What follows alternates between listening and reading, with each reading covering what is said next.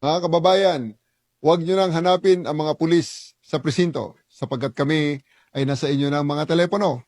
Dial 911, darating kami sa loob ng 5 minuto. Lilingkod sa bawat Pilipino at magbibigay ng tamang impormasyon para sa tahimik at maayos na Pilipinas. Police News Network, alagad ng batas, tagapagtaguyod ng balitang pulis, sandigan ng mamamayan, patnubay ng katotohanan. La Campo Crame, maghahatid ng pinakahuling kaganapan at nagbabagang balita. Ito ang PNN Police News Network. At ngayon, ang inyong mga tagapagbalita. Magandang hapon, Bagong Pilipinas. Kami ang inyong alagad ng batas, tagataguyod ng Balitang Pulis. Patrolwoman Meritoni Veva mula sa Southern Police District. At ngayong hapon, makakasama po nating bilang guest co-host si Seaman First Class Jomel Andes mula sa Philippine Navy. Magandang hapon sa iyo, sir. Magandang hapon po, ma'am. Maraming salamat po sa Philippine National Police sa pagkakataong maging bahagi ng inyong programa. Kami po ay maghahatid sa inyo ng tamang balita, kwento ng pulis at serbisyo para sa mamamayan, at ito ang PNP News Online. Ang pangunahing balita ng Police News Network, alagad ng batas, tagataguyod ng Balitang Pulis.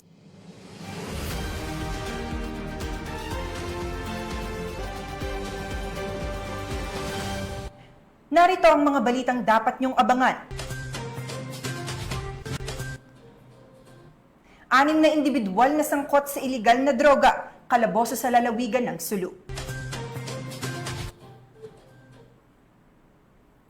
Lalaking may kasong 25 bilang ng sexual assault, arestado sa Davao del Norte.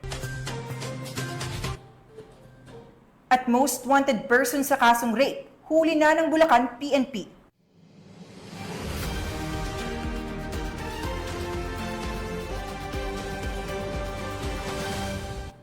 Narito ang mga balitang hatid ng ating PNN correspondents mula sa iba't ibang panig ng bansa.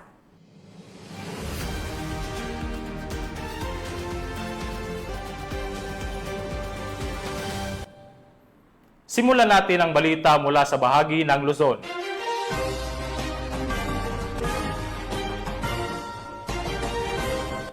Hindi na nakapagtago pa sa kanyang krimen ang isang lalaki na kabilang sa talaan ng mga most wanted person matapos itong maaresto ng mga tauhan ng Bulacan PNP dahil sa kasong rape.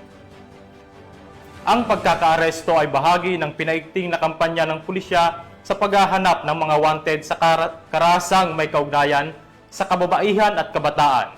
Ang report mula kay Patrolwoman Mildred Tawagon. Ng San Miguel Municipal Police Station ang isa sa mga itinuturing na top 4 municipal most wanted person sa isinagawang operasyon ng mga tauhan ng San Miguel Municipal Police Station bilang lead unit, katuwang ang Provincial Intelligence Unit at 2nd Provincial Mobile Force Company sa Sitio Sampalucan, Barangay Buliran, San Miguel, Bulacan. Kinilala ni Police Lieutenant Colonel Joey Louis B. Bilaro, hepe ng San Miguel Municipal Police Station, ang sospek na si alias July, 35 anyos, walang asawa, isang construction worker at residente ng nasabing barangay. Nadakip ang akusado sa bisa ng warrant of arrest na inilabas ni Honorable Judge Olivio V. Escobia Samar, presiding judge ng Regional Trial Court Branch 79, Malolos City, para sa kasong rape na walang inirekomendang piyansa. Kasalukuyan nang nasa kustudiya ng San Miguel MPS Custodial Facility ang akusado para sa kaukulang dokumentasyon at tamang disposisyon. Ang pagkakaaresto sa akusado ay patunay ng patuloy na dedikasyon ng Bulacan PNP sa ilalim ng pamumuno ni Police Colonel Angel L. Garciliano, Acting Provincial Director ng Bulacan Police Provincial Office, sa pagsugpo sa kriminalidad at pagpapanatili ng kaayusan sa lalawigan sa pamamagitan ng matibay na koordinasyon ng mga unit ng kapulisan at suporta ng komunidad na nanatiling matatag ang layunin ng pulisya na tiyakin ang kaligtasan at katahimikan ng bawat Bulakenyo. Mula dito sa Bulacan Police Provincial Office, ako ang inyong PNN correspondent, Patrolwoman Mildred A. Tawagon, alagad ng batas, tagataguyod ng Balitang Pulis. Maraming salamat, Patrolwoman Tawagon. Sa halip na bumuo ng masayang kinabukasan, isang 21 anyos na mister ang nahaharap ngayon sa masalimuot na kinabukasan sa kulungan. Matapos itong mahuli ng mga otoridad sa Paway, Ilocos Norte dahil sa paglabag sa Republic Act 9165 o ang Comprehensive Dangerous Drugs Act of 2002. Police Corporal J.R. Del Mendo sa report.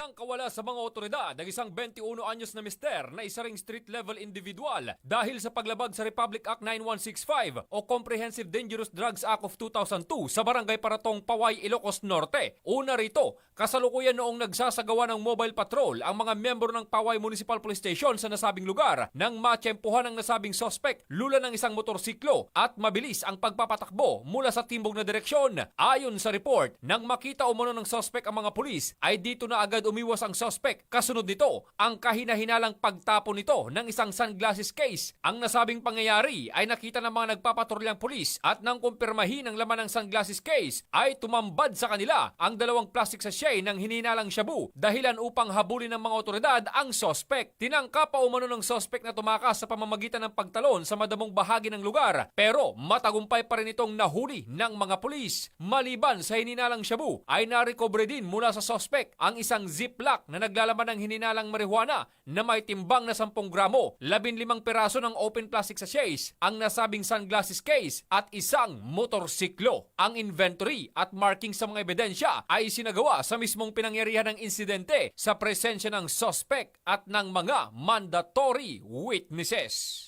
Mula dito sa Ilocos Region, ako ang inyong PNN correspondent, Police Corporal J.R. Del Mendo, alagad ng batas, tagataguyod ng Balitang Pulis. Maraming salamat, Police Corporal Del Mendo. Kalaboso ang isang lalaki nang arestuhin ito ng mga operatiba ng Pasig PNP dahil sa patong-patong nitong kaso. Narito ang detalye ng report mula kay Patrolwoman Mika May Bahiwag. Arestado ang isang lalaki ng mga tauhan ng Pasig City Police Station bandang 5:45 ng hapon sa kahabaan ng Tambakan 2, Tuason Compound, Barangay San Miguel, Pasig City nitong ika-2 ng Hulyo, taong kasalukuyan. Kinilala ang suspect na si alias Marshall, 49 anyos at residente din sa nasabing lugar kung saan ito naaresto.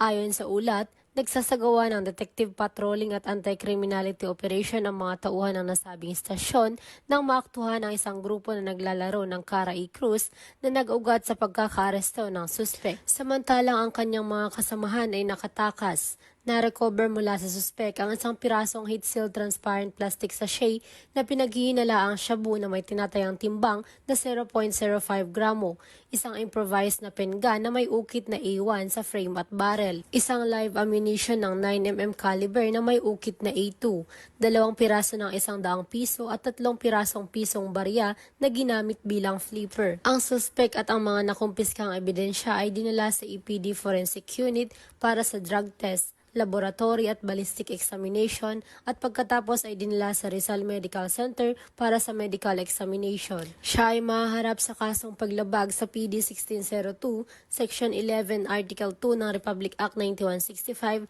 o ang Comprehensive Dangerous Drugs Act of 2002 at Republic Act 10591 o ang Comprehensive Firearms and Ammunition Regulation Act.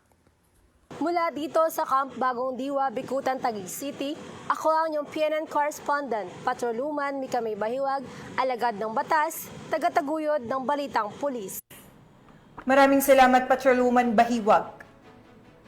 Tunghayan naman natin ang mga balita mula sa Visayas.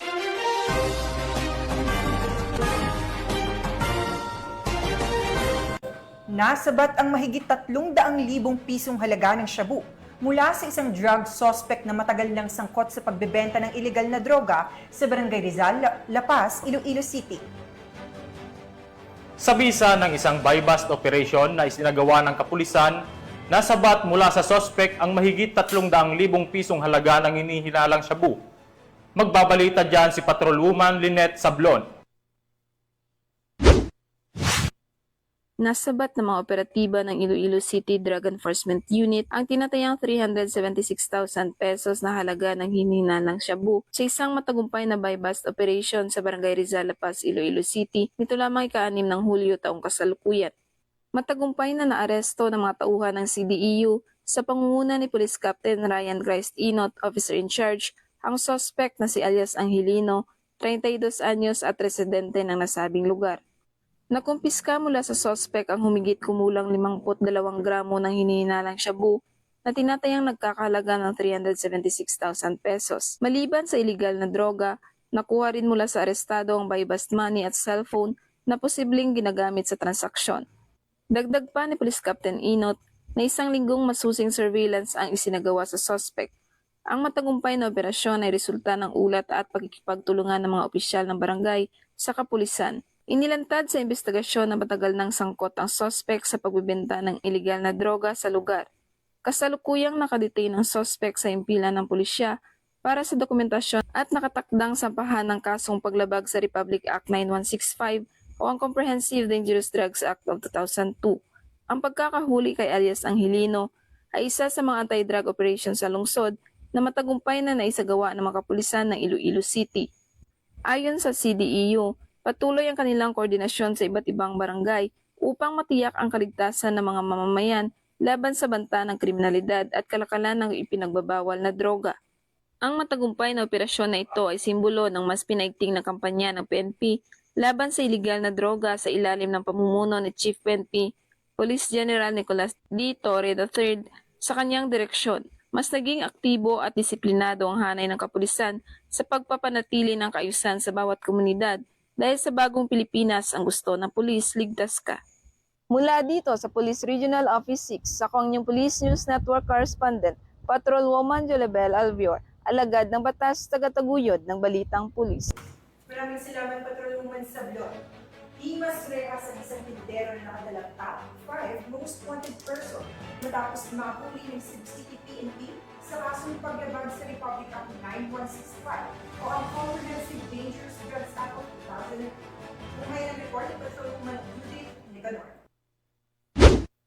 Tulungan ang bagsak ng isang vendor na top 5 most wanted person sa kasong paglabag sa Republic Act 9165 o Comprehensive Dangerous Drugs Act of 2002 matapos maaresto ng mga kapulisan ng Cebu City sa Sitio Ermita, proper Barangay Ermita, Cebu City nito lamang nakaraan.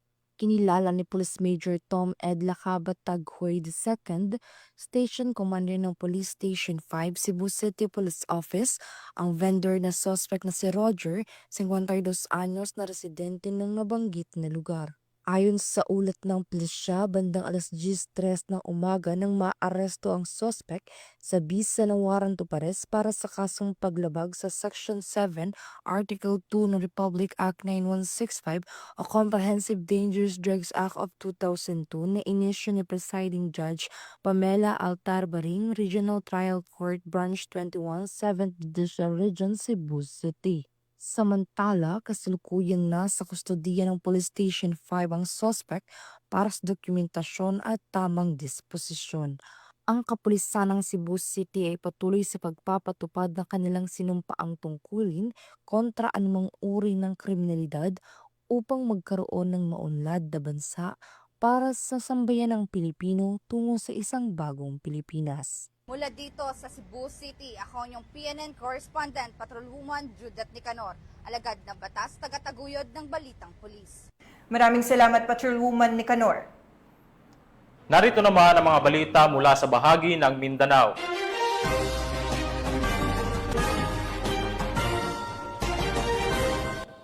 Isang lalaki na may 25 bilang ng kasong sexual assault ang tuluyang nasukol ng mga tauhan ng San Isidro Municipal Police Station sa Davao del Norte.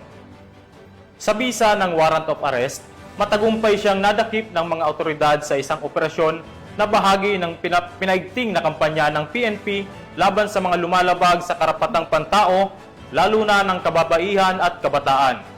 Patrolwoman Shaira Rose Aquino sa balita. Tagumpay ng naitala ng San Isidro Municipal Police Station matapos maaresto ang isang lalaking may 25 bilang ng kaso ng sexual assault na may kabuuang piyansa na 5 milyong piso noong Hulyo 5 sa Purok Cacao A, Barangay Sawata, San Isidro. Ayon kay Police Captain Manuel D. Aspelyaga, officer in charge ng San Isidro Municipal Police Station, kinilala ang suspect sa alias na Florencio, 28 anyos at residente ng Purok Unigo, Barangay Pinamuno sa nasabing bayan. Siya ay tinuturing na top 6 most wanted person sa lalawigan ng Davao del Norte. Ang matagumpay na pag-aresto ay bahagi ng patuloy na kampanya ng Philippine National Police laban sa mga kriminal na patuloy na tinutugis ng batas bilang bahagi ng pagtitiyak sa seguridad at hustisya sa komunidad. Mula rito sa Police Regional Office 11, ako ang inyong PNN correspondent, Patrolwoman Shaira Rose Aquino, alagad ng batas, tagataguyod ng Balitang Pulis.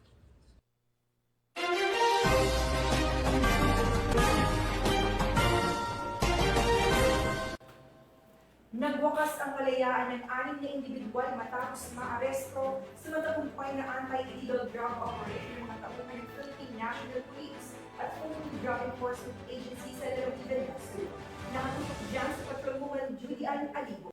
Tagumpay na ginagawa ng PNP PIDEA ang isang buy-bust operation na nagresulta sa pagkakakumpiska ng 136,000 pesos halaga ng hinihinalang shabu at naaresto ang 6 na individual sa Barangay Bato-Bato, Indanan, Sulu nitong ika-4 ng Hulyo taong kasalukuyan.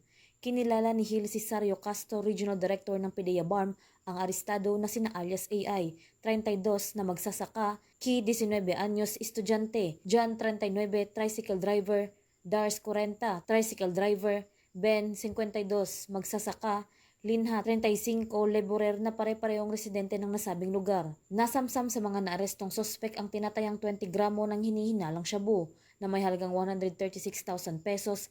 Na-recover din ang ilang drug paraphernalia, isang cellphone at mark money na ginamit sa operasyon. Maharap ang mga sospek sa kasong paglabag sa Republic Act 9165 o ang Comprehensive Dangerous Drugs Act of 2002. Ang matagumpay na operasyon na ito ay bahagi ng pinaigting na kampanya ng pamahalaan laban sa iligal na droga upang masiguro ang kaligtasan at kapayapaan sa mga komunidad ng Sulu. Mula rito sa riyon ng Bangsamoro, ako ang inyong PNN correspondent, Patrolwoman Judy Ann Alibo, alagad ng batas, tagataguyod ng Balitang Pulis. Maraming salamat, Patrolwoman Alibo. Timbog ang isang enterong sospek sa kalakaran ng illegal na droga nang huli ito ng mga operatiba ng Usami City Police Station matapos magpositibo ang bypass operation sa barangay Imaluna, Usami City.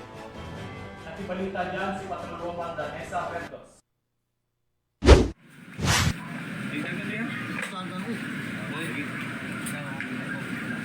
Tiklo ang dalawang individual sa ikinasang bypass operation ng mga operatiba ng Ozami City PNP sa barangay Dunya Consuelo, Ozami City, Misamis Occidental. Kinilala ni Police Lieutenant Colonel Harvey Abellanosa, officer in charge ng Ozami City Police Station, ng mga suspect na si alias Iboy at alias Mark, mga lalaki at mga residente ng nasabing lugar.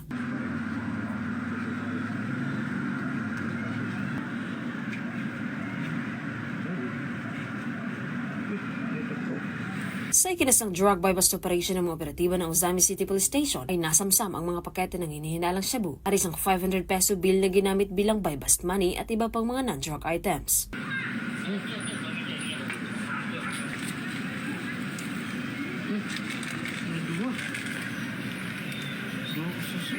Naharap ang mga suspect sa kasong paglabag sa RA 9165 o Comprehensive Dangerous Drugs Act of 2002. Mula dito sa Northern Mindanao, ako ang inyong Police News Network correspondent, Patrolwoman Risa Sahonia, alagad ng batas, tagataguyod ng Balitang Pulis. Maraming salamat, Patrolwoman Verdos. At yan ang mga balitang nakalap ng ating PNN correspondents mula Luzon, Visayas at Mindanao. At bago tayo magtapos, gusto ko pong magpasalamat sa masusugid na manonood ng Police News Network at syempre sa ating guest co-host ngayon na si Seaman First Class Jomel Andes na mula po sa Philippine Navy. Baka meron po kayong gustong batiin o pasalamatan, sir. Nais ko rin pong pasalamatan at batiin ang aming Flag Officer in Command, Vice Admiral Jose Ma Ambrosio, Q. Espelita, Philippine Navy, ang aming Simug PN Commander, Captain Gregory Gerald B. Public, Philippine Navy General Staff Corps, ang aming Deputy Commander, Civil Military Operations Group, Philippine Navy, Colonel Nilo Hapson, Philippine Navy Marines, General Staff Corps, at ang aming Acting Chief of Staff Simog PN at Commandant Simo School na si Commander Lady Chatterley Alvaro Sombiling, Philippine Navy. Maraming salamat po, sir. At binabati ko rin po ang buong Southern Police District, lalong-lalo na po ang aming Acting District Director, Police Brigadier General Randy E. Arceo, ang buong command group at ang aming Officer in Charge, Police Lieutenant Margaret T. Panaga at ang buong Public Information Office. Sa ngalan ng pamunuan ng Philippine National Police, sa pangunguna ni PNP Chief Police General Nicolas Torre III at sa pamumuno ni President Ferdinand Bongbong Marcos Jr., kami ay maglilingkod sa bawat Pilipino at magbibigay ng tama at balanseng balita. Huwag niyo nang hanapin ang mga pulis sa mga presinto sapagkat kami ay nasa inyo ng mga telepono. Dial 911, darating kami sa loob ng 5 minuto. Dahil sa bagong Pilipinas, ang gusto ng pulis, ligtas ka. Mula rito sa tanggapan ng tagapag-ugnay ng pambansang pulisya, kami ang inyong alagad ng batas, tagapagtaguyod ng Balitang Pulis. Patrolwoman Meritoni Veva mula sa Southern Police District. At Seaman First Class Journalist Jumeli Mendez mula sa Philippine Navy, maghahatid ng tamang balita, kwento ng pulis at serbisyo para sa mamamayan, at ito ang PNP News Online. Ang pangunahing balita ng Police News Network.